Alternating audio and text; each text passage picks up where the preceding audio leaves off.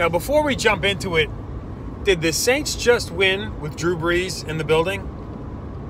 I think that's the first time since his retirement that the Saints won with Brees in the building. Now, the only other factor that we have to consider is Dennis Allen was also in the building for every one of those losses. So, first time Brees comes back without DA, they get the W. I checked the math.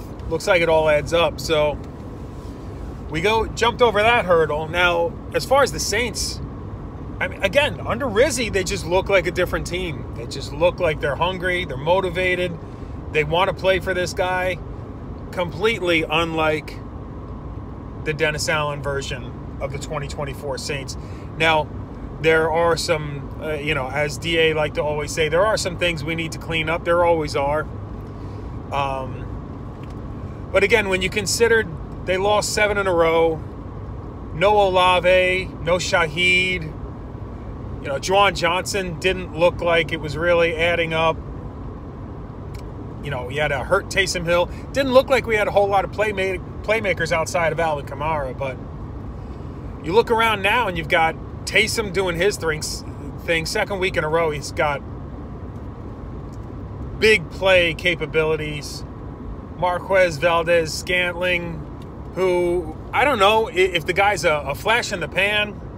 We're catching him at the right time, and he's doing, because he got cut by a number of teams. So are we just seeing the best version of him, or are we just getting lightning in a bottle and sooner or later this is going to run out? I don't know. But then you got Juwan Johnson. All of a sudden he can catch a touchdown. Like, they've got, playmakers. The offense seems to have some idea of what's going on under Rizzi as opposed to DA. But the bigger thing, which is crazy to me, is you would think when you lose a coach like DA that the defense would suffer, but the defense is not suffering. And in fact, the defense looks better in the last couple weeks. Special teams has been pretty good all season. I can't really rag on special teams too much. So just business as usual as far as that's concerned. The other thing I was going to mention is it's crazy to think that with Rizzi winning the first 2 games under his interim head coaching position, he could lose out the rest of the season and still be an upgrade over Dennis Allen, win percentage-wise. So crazy. DA won the first 2, rattled off 7 losses in a row. Rizzi wins the first 2.